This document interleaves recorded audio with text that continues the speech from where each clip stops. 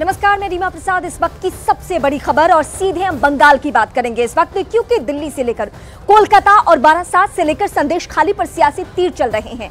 दिल्ली में supreme court में ममता बनर्जी को शाहजहां मामले पर झटका लगा है और पीएम मोदी संदेशखाली पर ममता बनर्जी को घेरने के लिए थोड़ी ही देर में बारासात में बड़ी रैली करने जा रहे हैं। इस रैली में संदेशखाली से बड़ी संख्या में महिलाएं बारासात पहुंच रही हैं। तो कुछ ही देर में पीएम मोदी बारासात में बड़ी रैली को संबोधित करेंगे। पीएम रैली स्थल पर पहुंच चुके हैं इस वक्त। वहां से आशिका सिंह की एक्सक्लूसिव रिपोर्ट पहले दिखाते हैं आपको।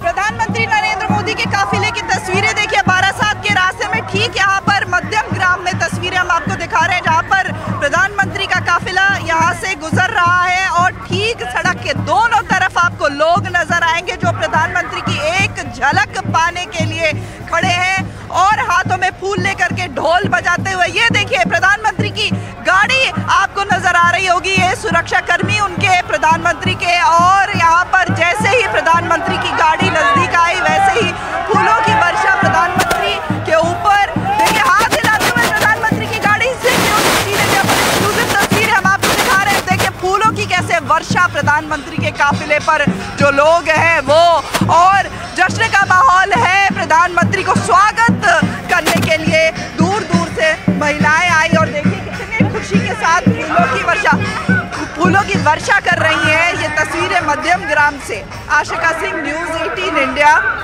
मध्यम ग्राम। और सीधे आपको इस वक्त हम बारासात लिए चलते हैं। हमारी सहयोगी इस वक्त आशिका सिंह वहां से मौजूद है। आशिका, पीएम मोदी जब भी पश्चिम बंगाल के दौरे पे होते हैं और पश्चिम बंगाल के जिस भी जिले में है, तस्वीर बदलती नहीं है। ठीक इसी तरीके से बंगाली और वहां की पारंपरिक अंदाज में स्वागत किया जाता है। आज पीएम मोदी एन चुनावी माहौल में पहुंच रहे हैं, कुछ सियासी बातें भी करेंगे। यहाँ से जो विरोधी खेमा है उसमें कितनी हलचल?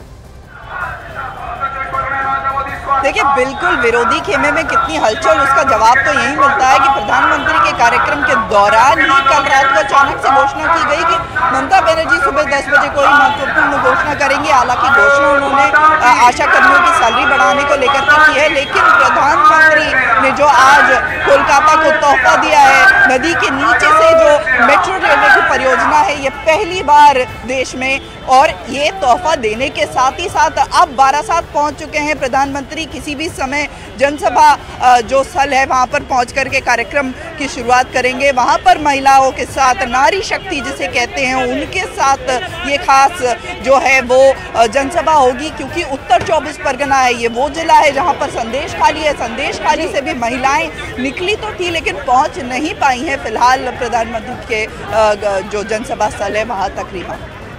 आशिका, एक सवाल अहम है चुनावी माहौल में, और उसके पहले भी हमने देखा कि महिलाओं के मसले पे कभी भी समझौता नहीं किया जाता है। यही वजह है कि बीजेपी ने संदेशखाली के मुद्दे को खूब उठाया और हालिया दिनों में असर तो ये हुआ कि जब महिलाओं ने आवाज उठाई तो एक शख्स का टिकट भी कट गया आसनसोल से, ये भी स्थिति रही।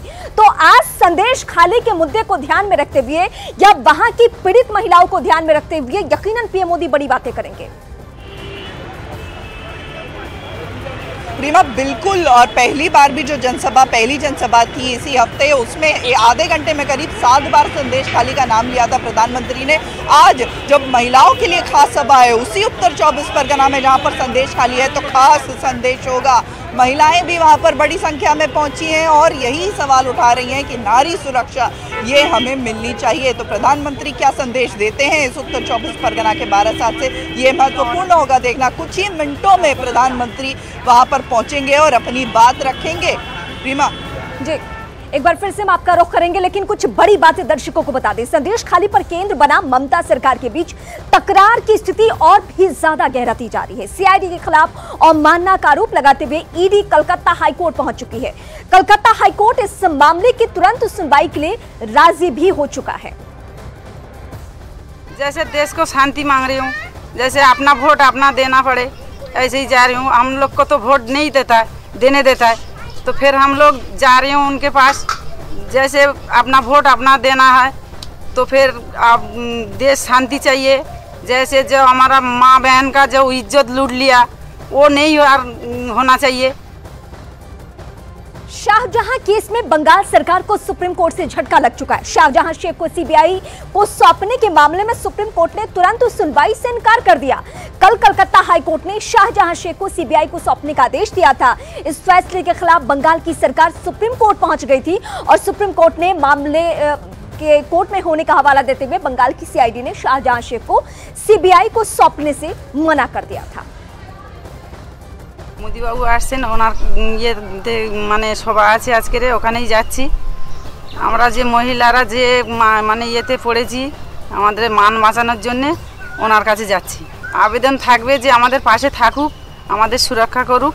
আমরা নরেন্দ্র মোদীকে দেখতে যাচ্ছি বারাসাত। ওনার কাছে কি দাবি রাখবেন? আমরা দাবি রাখবো যে আমরা যেন শান্তি বজায় রেখে ভোটটা দিতে পারি। আর এই শিবু হাজরা সাজান আমরা নরেন্দ্র মোদী বারাসাতে নরেন্দ্র মোদীকে দেখতে যাচ্ছি। কি দাবিটা মানে কি থাকবে? আমরা চাইছি যে আমাদের যে শান্তি চলে গেছে, শান্তি চাই, আমরা নিজেরা ভোট দিতে চাই, আমাদের এই কবছর ভোট দিতে দেয়নি।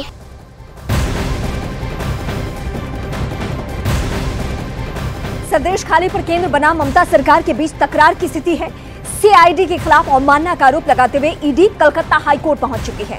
कलकत्ता हाईकोर्ट इस मामले की तुरंत सुनवाई के लिए राजी हो चुका है।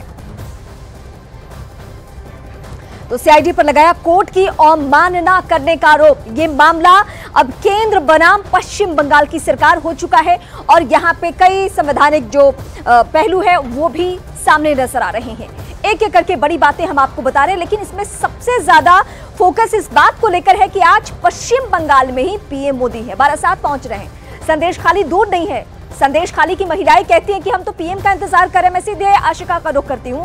आशिका, एक तरफ शाहजहां शेख को लेकर अभी भी ममता सरकार का प्रेम कम नहीं हो रहा है, सीधे सुप्रीम कोर्ट पहुंच जा रहे हैं और आज पीएम मोदी वहां पहुंचने वाले हैं, अब वहां पहुंच भी चुके हैं।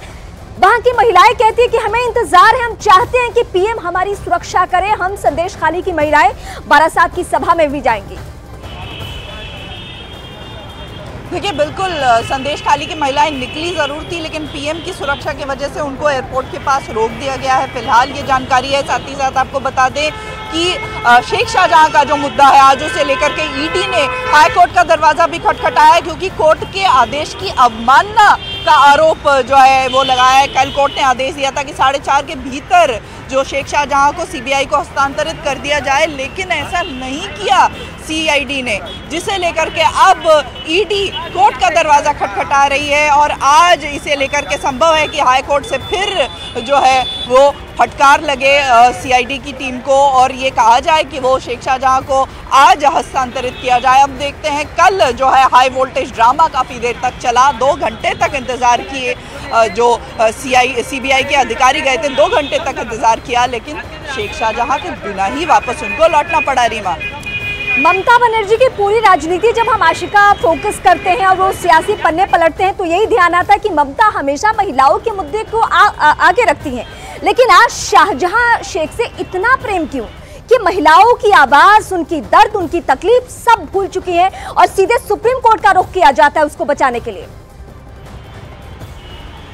देखिए, सवाल इसको लेकर के उठना लाजमी है, क्योंकि शेख शाहजहां की गिरफ्तारी हुई भी तो कोई सामान्य तौर पर नहीं हुई थी। 55 दिन तक वो गायब था। ईडी पर हमले के बाद भी मास्टरमाइंड माना जाता था, जिसके बाद ये कहा जा रहा था कि पुलिस के तो हाथ बंधे हैं जुडिशरी की वजह से, और कोर्ट की तरफ से साफ कर दिया गया कि नहीं, हमने कोई रोक नहीं लगाई है गिरफ्तारी पर। उसके बाद जाकर के 55 दिन के बाद शेख शाहजहां गिरफ्तार होता है और अपने ही इलाके में, अपने घर के बिल्कुल 20-25 किलोमीटर दूर गिरफ्तार होता है। तो इसे लेकर के सवाल उठना लाजमी है, क्योंकि अब भी कल कोर्ट के ऑर्डर के बावजूद सीआईडी ने काफ़ी देर तक बिठाए रखा सीबीआई के अधिकारियों को, लेकिन उनको सौंपा नहीं शेख शाहजहां को। आज इस मामले में क्या होता है ये देखना अहम रहेगा। रीमा,